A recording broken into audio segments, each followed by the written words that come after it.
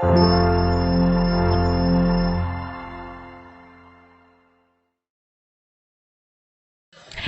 hati untuk negeri, satu jiwa untuk bangsa, satu rasa untuk Indonesia. Assalamualaikum warahmatullahi wabarakatuh. Apa kabar seluruh pemirsa tentu saja yang saat ini sedang menyaksikan talk show Suara Rakyat. Dan tentu saja dari the one and only satu saluran station ya, Surya Nuswantara TV Channel. Dan di kesempatan hari ini tentunya kita punya tema. Setiap talkshow Suara Rakyat pasti selalu mengusung tema yang menarik ya. Dan di sini kita punya tema dengan judul Kasih Sayang Tanpa Syarat. Apakah bertepatan dengan Valentine Day atau Hari Kasih Sayang? Oh, ternyata yang berbau kasih sayang itu tidak harus dirayakan pada saat 14 Februari saja ya. Dan hari kasih sayang itu tentunya bukan hari kasih sayang ya. Tepatnya kasih sayang itu tentu terus-menerus bisa kita berikan kepada orang-orang terdekat kita tentunya ya, yang ada di sekeliling kita. Dan tentu saja dalam tema kasih sayang tanpa syarat ini menarik karena di sini bukan antara pria dan wanita yang saling mencintai satu sama lainnya ya. Saya begitu dramatis ya membawakannya, tapi lebih dari itu, lebih dalam. Bagaimana kasih sayang seorang ibu terhadap anaknya tentu saja. Kita sudah hadirkan seorang bintang tamu yang tentu saja beliau adalah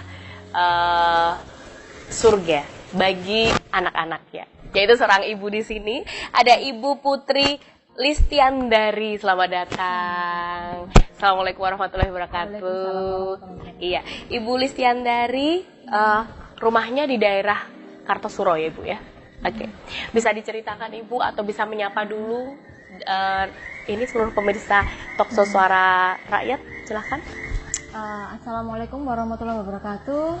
Selamat sore semuanya. Ibu Listiandari, saya dari Kartosuro. Kebetulan saya juga seorang ibu yang tadi sudah disampaikan oleh Mbak Dian tentang mungkin nanti kita akan bincang-bincang yang betul sekali. Ada yang istimewa dari sosok seorang Ibu Putri Listiandari yang beralamat di Kartosuro, dan beliau memiliki 4 anak ya, 4 anak dengan 2 putra dan 2 putri untuk gendernya. Dan kebetulan salah satu putranya ini ada yang memiliki kelebihan. Nah, jadi terlahir berbeda tentu saja, memiliki kelebihan daripada kita pada umumnya, daripada teman-temannya, daripada saudara-saudaranya ya.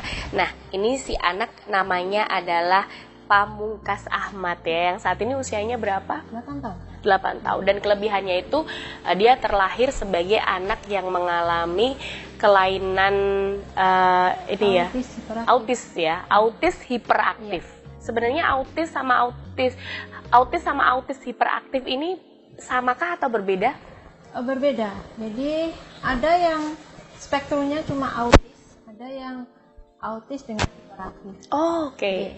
Kalau autis saja itu seperti apa? Kalau autis saja, anak ini tidak fokus. Oke. Okay. Biasanya speech delay, tidak fokus, dan dia cenderung hidup di dunianya sendiri ya, asik dengan dunianya sendiri. Tapi kalau dengan spektrum hiperaktif itu ditambah lagi dia hiperaktif. Jadi ada fungsi saraf di otaknya yang tidak berfungsi sama seperti anak yang lain, sehingga dia tidak bisa mengontrol gerak tubuhnya. Oke, itu dia. Dan tentunya di sini Ibu Putri Listiandari ini sudah banyak melakukan konsultasi dengan beberapa ahli tentu saja dalam bidangnya yang berhubungan dengan kelebihan yang dimiliki oleh sang putra ini, yaitu autis hiperaktif. Maka dari itu Ibu Putri ini mengetahui tentu saja apa sih bedanya autis dengan autis hiperaktif. Kemudian walaupun sebenarnya background dari Ibu Putri Listiandari ini adalah seorang pengusaha entrepreneur ya, yang saat ini fokus bergerak di bidang apa Ibu?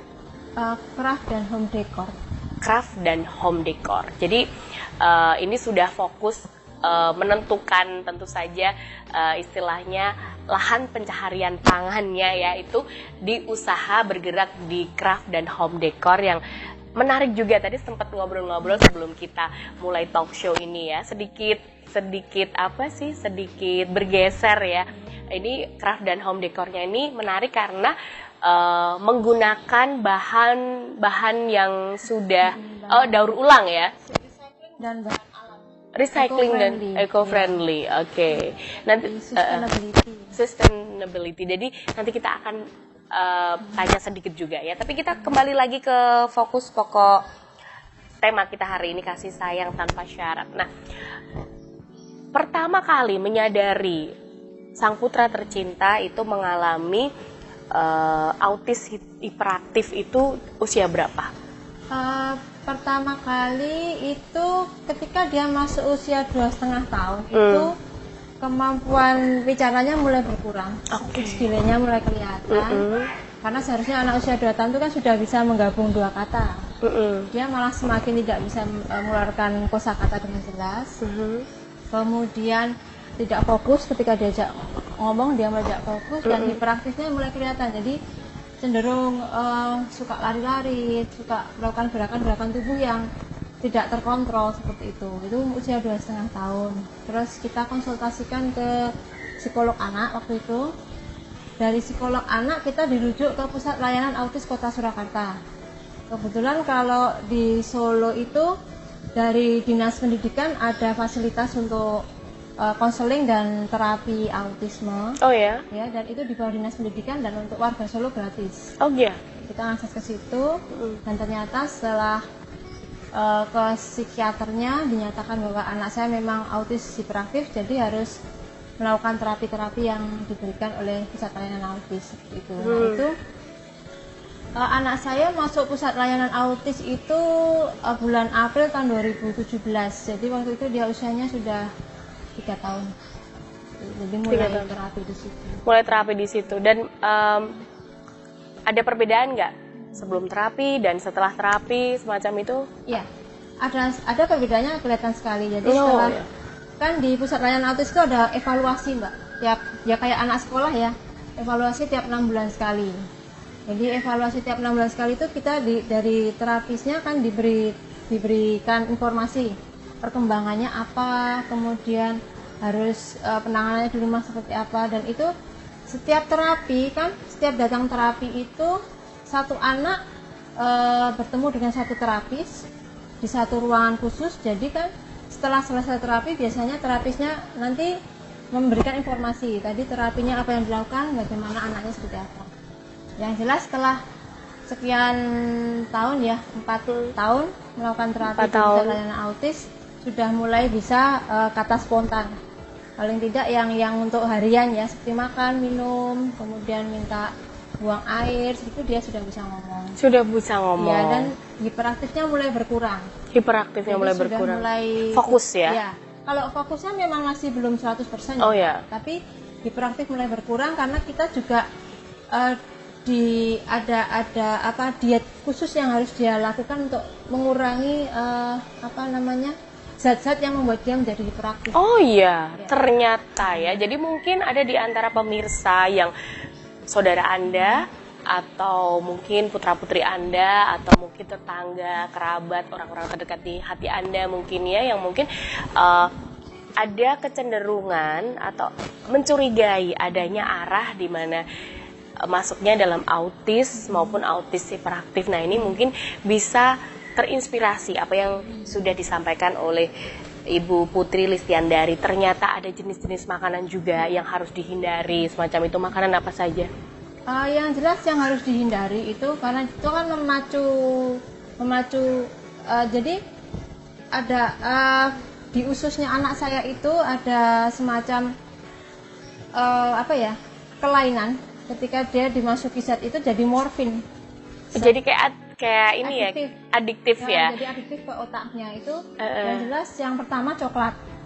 Coklat tidak boleh. Coklat tidak boleh sama sekali. Susu kasein, susu hewani itu sama sekali tidak boleh. Oh ya. Semua turunannya produk susu sapi, susu hewan itu semuanya nggak boleh. Oke. Produk turunannya coklat nggak boleh. Kemudian gluten. Gluten itu semua produk turunannya juga nggak boleh. Karena itu nanti akan Gluten itu seperti apa aja? gluten itu tepung terigu, Tepung terigu, kemudian ketan, ketan. yang seperti itulah. Oke. Kalau tepung beras masih bisa toleran. Nanti bisa searching atau googling ya. Iya, bisa. Apa kandungan dari gluten itu apa aja gitu ya. Kemudian setelah itu apalagi yang harus dihindari? Kalau itu dari segi makanan. Kemudian yang jelas instan. Semua makanan instan nggak boleh. Tidak boleh. Bumbu instan sama sekali nggak boleh. Tapi sayuran yang pasti ada yang dihindari nggak?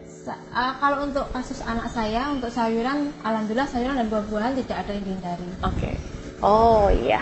Dan anaknya sayuran tidak, kan banyak anak yang nggak suka sayur ya. Tapi untuk ini biasanya panggilannya siapa ini? Ahmad. Untuk Pamungkas Ahmad ini sayuran suka?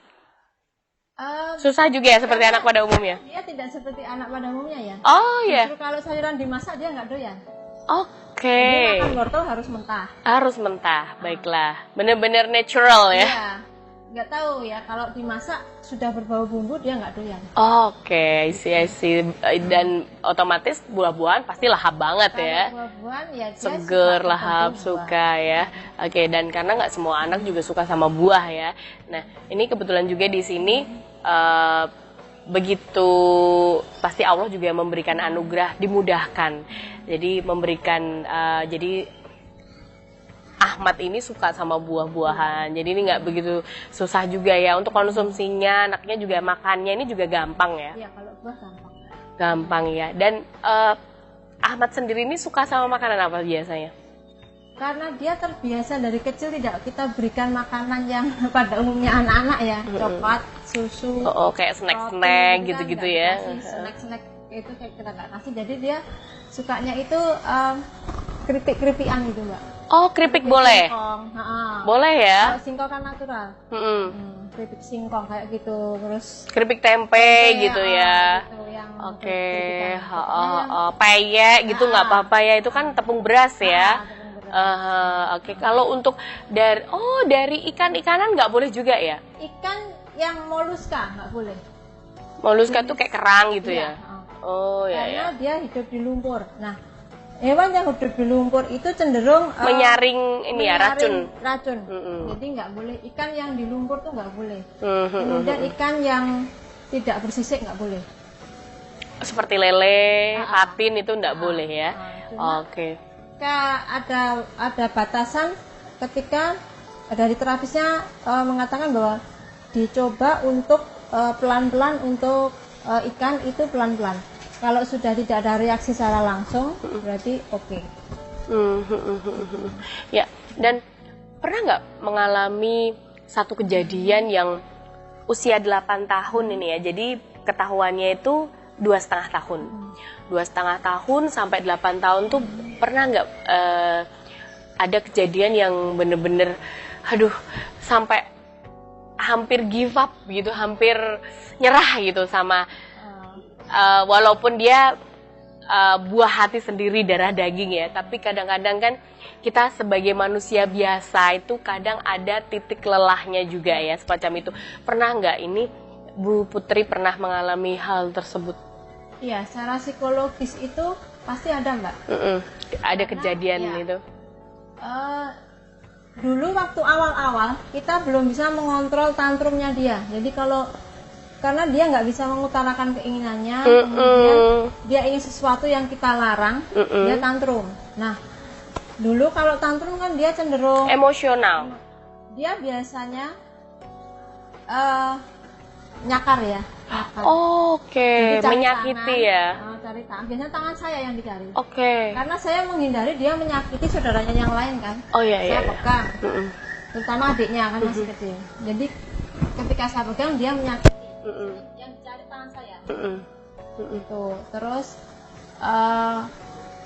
kemudian jadi kalau tantrum seperti itu kan juga teriak-teriak ya, mengganggu yang lainnya juga. Jadi kan bagaimana saya itu mengajari anak-anak yang lain itu untuk menerima adiknya ini juga butuh proses itu. Konflik itu kan sering terjadi ketika apalagi yang kecil ya merasa bahwa kok yang diperhatikan kakaknya terus. Oh ya. Jadi sibling ya, iri yang saudara itu mesti ada. Jadi kalau sampai sekarang pun kalau tidur tangan dua ini yang satu ke kakaknya, yang satu harus ke adiknya. Gitu. Oke. Itu. Jadi Anda di tengah-tengah ya Bu ya? Iya, kalau misalnya pas duduk gini juga harus tangan dua harus megang dua anak. Gitu. Sampai dalam sentuhan sekalipun ini juga mereka menginginkannya. Yang satunya pastinya butuh perhatian yang lebih ya dengan kondisi autis hiperaktif ya. Kemudian yang satunya karena memang ya masih kecil ya. Nah, sebagai bahan informasi saja ini ya pemirsa, jadi Ibu Putri ini memiliki 4 orang anak. Yang pertama usianya 22 tahun, benar ya Bu ya, dan sudah bekerja alhamdulillah dengan gender wanita, cewek ya, kemudian perempuan. Yang kedua usianya 19 tahun, cowok ya. Saat ini masih kuliah ya. Kuliah. Kemudian yang ketiga ini yang tentu saja yang istimewa, yaitu Pamungkas Ahmad, usianya 8 tahun saat ini. Kemudian yang terakhir ini usianya 6 tahun. 8 ke 6, ini jaraknya kan 2 tahun ya. Nah, 2 tahun itu berarti di usia Ahmad 2 tahun, ini berarti sudah mulai sadar, nampaknya kelihatan ya. Bu Putri, kemudian suami Bu Putri ya, ini sudah mulai sadar, wah ini anak nih kayaknya nih butuh perhatian lebih nih ya, karena memiliki kelebihan gitu. Nah, di sini tidak ada program istilahnya kita tahan dulu deh, hold dulu, nggak hamil dulu. Nah, ini dengan kondisi yang 2 tahun autis, kemudian harus hamil lagi seperti ini pertimbangannya apa sih Bu? Sebenarnya gini, jadi kan ya ini kan tapi ya tapi hormonal, tapi kemudian kebobolan istilahnya. Masalah, jadi tidak cocok dengan hormonal. Oke. Kan harus berhenti dulu. Dokternya bilang harus berhenti dulu gitu. Nah, harus ada adiknya lagi itu. Oh, harus ada adiknya. Ya nggak harus sih Mbak. Oh, tapi berhenti dulu otomatis itu memicu akhirnya lahirnya si kecil yang paling kecil. Akhirnya hormonal. Hormonal. Dihentikan kan jadi masa suburnya kan jadi nambah panjang. Nambah panjang. Oke, baiklah. Sebenarnya ada upaya ke sana sih ya. Cuman nah ini pasti betapa kebayang repotnya ya. Usia 2 tahun sudah hamil lagi, dan hamil ini pasti bawaan hormonnya itu juga beda-beda ya, masing-masing wanita ya. Ini ada yang teler dan sebagainya. Waktu itu Ibu Putri mengalami biasa-biasa aja tuh, saya nggak teler atau yang Alhamdulillah ya Mbak, waktu hamil anak yang terakhir malah nggak apa-apa. Nggak apa-apa, jadi istilah Jawanya ngebo ya? Malah nggak masalah, nggak ada masalah. Jadi nggak ada masalah, sampai lahirnya anak yang terakhir nggak ada masalah. Oke, itulah adilnya Tuhan ya tentunya. Dan setelah itu, setelah bayi lahir, berarti usia dari Ahmad ini kan udah 2 tahun lebih ya.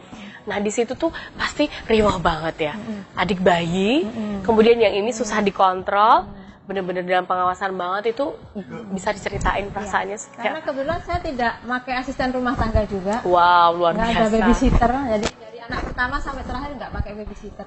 Dan waktu itu Ibu masih bekerja? Nah, itu dia. Waktu itu saya masih bekerja. Boleh diceritakan? Jadi, karena Ahmad ini kemudian ada menunjukkan tanda-tanda yang istimewa, waktu itu memang almarhumah ibu mertua masih ada. Jadi kita sering dititipkan ke beliau juga. Terus waktu itu saya kerja kan di lembaga bantuan hukum yang wilayah kerjanya se-Jawa Tengah, Mbak. Wow. Dan itu pendampingan kasus untuk perempuan dan anak korban kekerasan. Waduh. Jadi betapa repotnya, sering keluar kota, ya. Akhirnya sama pimpinan kan diberi keringanan bahwa saya hanya untuk wilayah Solo aja, dan itu pun hanya untuk advokasi kebijakan. Jadi misalnya ikut hearing ke DPRD, kemudian memberikan masukan-masukan untuk kebijakan di tingkat kota seperti itu. Termasuk saya terlibat di pembahasan Solo Kota Layak Anak waktu itu. Nah, jadi isi anak yang bayi ini bisa saya ajak, karena kan memang tidak ada perlakuan khusus untuk yang bayinya ya. Jadi masih bisa dikondisikan ya, bisa bisa kooperatif nih ya, diajak kemana-mana. Kakak-kakaknya kan udah bisa menjaga dirinya, bisa untuk ngomong adiknya. Ya betul. Karena ini jaraknya nih kakaknya 22, 19. Ini lumayan udah remaja ya. Waktu itu udah remaja, pastinya udah bisa diperbantukan untuk mengurusin si Ahmad ini ya. Justru masalah psikologi saya itu adalah ketika saya terbiasa di lapangan, kemudian harus stay di rumah full. Oke, di situ ya, itu tantangan tersendiri. Ya, itu yang harus saya kontrol untuk emosi saya, psikologi saya ketika, apalagi ketika saya sudah resign dari lembaga bantuan hukum, ternyata masih ada beberapa yang konseling gitu, jadi seperti mengingat-ingat lagi seperti itu. Jadi kan saya serahkan ke teman, tapi kan posisi aduh sebenarnya saya tahu nih bagaimana menyelesaikan, tapi kan saya harus sudah bukan jadi bagian tanggung jawab istilahnya semacam itu, dan harus menahan diri untuk tetap stay di rumah karena memang komitmennya harus jaga anak yang sekarang istimewa nih ya kondisinya, dan memang harus mendapatkan perhatian yang lebih ya, dan harus meninggalkan pekerjaan yang sangat dicintai begitu. Jadi passion, pekerjaan yang sangat dicintai itu lebih dari luar biasa pasti tantangannya di sini ya. Itu tips dan triknya seperti apa waktu itu? Yang jelas waktu itu saya tetap connect dengan teman-teman juga, teman-teman yang dulu di aktivis juga. Sambil menghibur hati juga ya. Jadi misalnya kita tanya perkembangannya seperti apa. Kadang teman-teman juga gini, Mbak ini ada masalah seperti ini, gimana ya Mbak enaknya? Solusinya. Kan ada istilahnya. Nggak bener-bener ninggalin prong gitu istilahnya ya. Yang bisa saya pikirkan gitu loh. Masih ada yang saya pikirkan, yang bisa saya istilahnya untuk masyarakat tuh masih ada. Jadi itu kan pengimbang juga. Kemudian berjalannya dengan waktu, kemudian saya aktif jadi crafter. Sebenarnya dari dulu sih memang untuk seni saya memang tertarik gitu ya. Kemudian ada kesempatan ikut Solo Art Market, mengembangkan bakat seni saya di situ. Jadi di rumah celekunik gitu ya misalnya. Itu kan sedikit pengalian. Jadi ada pengalian ke situ. Dan itu ternyata sekarang bermanfaat ketika Ahmad ini harus terapi, fisioterapi yang dia harus jari-jari. Jadi ketika misalnya saya ngeronce saraf motorik ya istilahnya. Gelang kalung tangan dia ikutan. Dan itu melatih fokusnya dia, ngeronce ke lubang mote kayak gitu. Walaupun ya baru masih berantakan, tapi kan belajar. Bisa sambil saya kerjakan pekerjaan saya. Oke, iya. Bisa digambarkan Bu, ini sebelum kita break ya, bisa digambarkan Ahmad ini seperti apa sih yang susah diaturnya itu, autis hiperaktif itu. Tadi Ibu sudah menjelaskan kalau dia itu mengerjakan hal yang nampaknya di luar kendali dia semacam itu ya. Nah itu mungkin bisa dijelaskan lebih spesifik lagi, bisa diceritakan gitu. Jadi kalau Ahmad ini belum tahu resiko. Sampai saat ini? Ya sekarang sih sudah mulai ya. Yang kecil-kecil dia sudah tahu, misalnya api itu panas. Api panas. Terus air itu nanti pisau tajam tuh. Tapi itu dia harus dipraktekkan, itu masalahnya. Oh my God. Jadi kalau misalnya api panas, dibilang api panas, dia belum akan percaya kalau belum nyentuh. Jadi kita ada lilin di rumah. Kalau dinyalakan lilinnya, dia kan mainan. Begitu dia kena panas. Udah, kita bilang panas gitu. Dia sendiri yang bilang. Jadi dia harus sendiri yang bilang. Berarti dia udah panas bilang. Dan itu nggak nyaman, rasanya nggak nyaman. Jadi mengkondisikan bahwa itu rasa yang tidak nyaman, rasa sakit itu tidak nyaman. Kemudian main pisau, misalnya kita di dapur masak, dia ikut main pisau. Kita ajari, biar dia nggak kena tangannya. Ini caranya gini. Begitu dia kena sedikit kan, aduh sakit kan. Ketika dia tidak nyaman kan dia tahu, oh ini bahaya seperti itu. Nah, yang sampai sekarang belum bisa dikontrol tuh main air. Jadi kan waktu belum pandemi itu Ahmad itu terapinya mengalami kemajuan karena ada hidroterapi, terapi di air. Nah kalau terapi di air itu kan tidak seperti renang Mbak, itu ada instruksi dari terapisnya tertentu yang main airnya itu terstruktur gitu. Nah dia sekarang kalau lihat air air dalam, air Air dangkal, dalam, nggak peduli, masuk aja. langsung masuk. Ya. Jadi begitu ngelihat kolam, Iya. kolam gitu ya, itu wah air. Jadi langsung pengen masuk. dia merasa karena sudah menjalani terapi yang hubungannya sama air, dia pikir semua air itu sama, semua genangan itu sama. Itu fun, menyenangkan semacam itu ya. Oke, dan itu sampai sekarang belum bisa Kalau di air yang belum bisa. dikontrol, Iya. istilahnya diberitahu ya. Belum dimengerti sama Kalau yang air belum. siamat ini ya. Oke, Karena baiklah. terapi itu terhenti 2 tahun ya. Jadi setelah Pandemi. Ini yang membuat 2020 terhenti itu karena pandemi ya. sampai ya 2021 tuh terhenti sama sekali terapi, cuma terapi online yang tidak efektif sama sekali gitu. Baiklah, karena memang harus butuh sentuhan, butuh istilahnya ekspresi, bagaimana kita menyampaikan materi atau untuk terapi ini sendiri terhadap si anak ya. 2 tahun dia pasti udah kangen banget ya, udah kangen banget. Maka dari itu kebetulan di luar studio ini ada kolam renang ya, maka dari itu Ahmad tidak kita hadirkan ya, karena dia pasti akan seneng banget nih ngelihat kolam renang. Bisa-bisa nanti kita syuting di kolam renang ya. Baiklah. Oke, pemirsa Surya Nuswantara TV, akan menarik sekali obrolan kita. Kita masih ada 1 sesi lagi tentunya. Tetap menyatu di Talkshow Suara Rakyat, masih juga bersama dengan ibu yang luar biasa, ibu istimewa kita, Ibu Putri Listiandari tentunya, kasih sayang tanpa syarat.